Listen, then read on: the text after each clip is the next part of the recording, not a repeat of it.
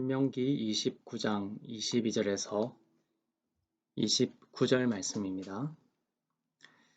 너희 뒤에 일어나는 너희의 자손과 멀리서 오는 객이 그 땅의 재앙과 여호와께서 그 땅에 유행시키시는 질병을 보며 그 온 땅이 유황이 되며 소금이 되며 또 불에 타서 심지도 못하며 결실함도 없으며 거기에는 아무 풀도 나지 아니함이 옛적에 여호와께서 진노와 격분으로 멸하신 소돔과 고모라와 아드마와 스보임의 무너짐과 같음을 보고 물을 것이요 여러 나라 사람들도 묻기를 여호와께서 어찌하여 이 땅에 이같이 행하셨느냐 이같이 크고 맹렬하게 노하심은 무슨 뜻이냐 하면 그때의 사람들이 대답하기를 그 무리가 자기 조상의 하나님 여호와께서 그들의 조상을 애굽에서 인도하여 내실 때에 더불어 세우신 언약을 버리고 가서 자기들이 알지도 못하고 여호와께서 그들에게 주시지도 아니한 다른 신들을 따라가서 그들을 섬기고 절한 까닭이라. 이러므로 여호와께서 이 땅에 진노하사 이 책에 기록된 모든 저주대로 재앙을 내리시고 여호와께서 또 진노와 격분과 크게 통한하심으로 그들을 이 땅에서 뽑아내사 다른 나라에 내던지심이 오늘과 같다 하리라. 감추어진 일은 우리 하나님 여호와께 속하였거니와 나타난 일은 영원히 우리와 우리 자손에게 속하였나니 이는 우리에게 이 율법의 모든 말씀을 행하게 하심이니라. 열국이 이스라엘을 조롱할 것이라는 말씀을 하고 있습니다. 그 조롱의 내용은 이것입니다. 이스라엘이 언약을 깨뜨렸기 때문에 율법책에 기록된 대로 하나님께서 이스라엘을 징벌하고 약속의 땅에서 뽑아내실 것이라는 조롱입니다. 다음 장에 가면 이렇게 조롱하는 열국들도 하나님이 징벌하시죠. 언약이라는 것이 이렇게 무서운 거였습니다. 아파트 계약하는 것과 같은 계약의 차원이 아니죠. 언약은 반드시 지켜져야 하고 지키지 못할 때에는 죽음이라는 대가를 치러야 한다는 것이 이스라엘 백성들이 애굽에서 나올 때에 시내산에서 맺은 언약의 내용이었습니다.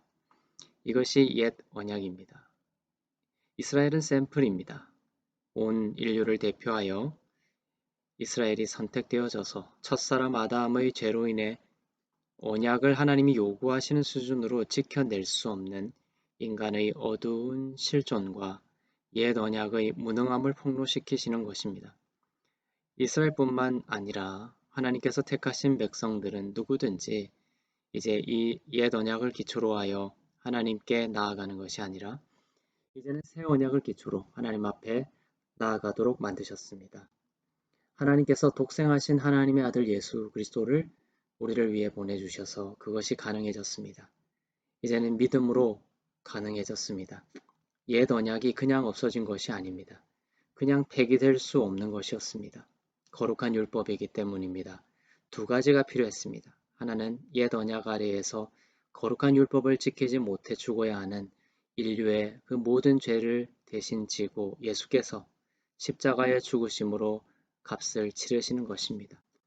두 번째는 예수님께서 모든 율법을 다 지키시는 것입니다.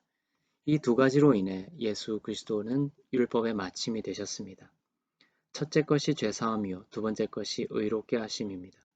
이제 예수 그리스도를 믿는 자들은 인간의 공력이나 공로 때문이 아니라 예수님이 이 두 가지 방식으로 옛 언약을 성취하시고 율법의 마침이 되신 그 가치를 전가받아 저주에서 풀려나 축복의 자녀가 된 것입니다. 감추어진 것이 예수 그리스도의 십자가요. 무너질 세상 가운데 나타나 있는 것은 예수를 육신으로 아는 것이요. 돌성전이요. 껍질로 된 율법이요. 우리의 옛사람입니다.